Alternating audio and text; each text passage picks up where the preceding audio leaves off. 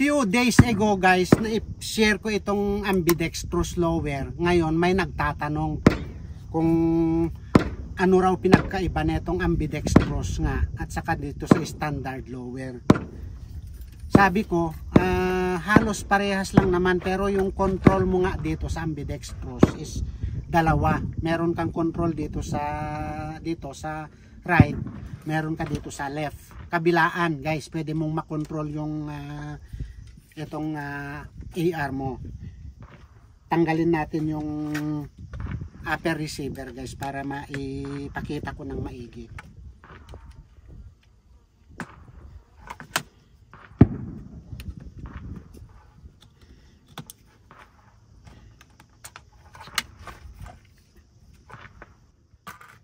Ito nga guys, ito yung ambidextrous lower na sinasabi ko kasi dalawa nga yung control mo dito. Itong bolt release is meron kang lever dito, ito.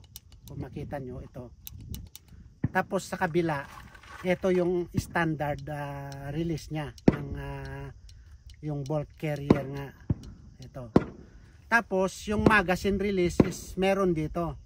Ito. Sa kabila, meron din ito. Kaya kung i-release mo yung magazine mo, tulad nito, pwede mong i-release dito sa kabila, then pwede mo ring i-release dito. Ayun.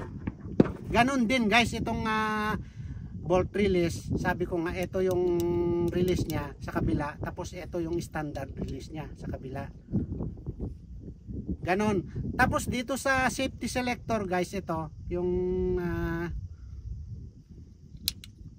itong safety selector nya, kung hindi ambidextrous yung safety selector mo is madali lang ito kasi at least ito itusok mo lang itong pin ng safety selector, then dapat meron kang control dito at saka dito sa kabila. Maraming mabibili ito guys, itong safety selector, kaya madali lang ito. Pero itong pagkagawa kasi ng ito, yung built-in na ito bolt release at saka itong magazine release is iba ito kaysa yung standard.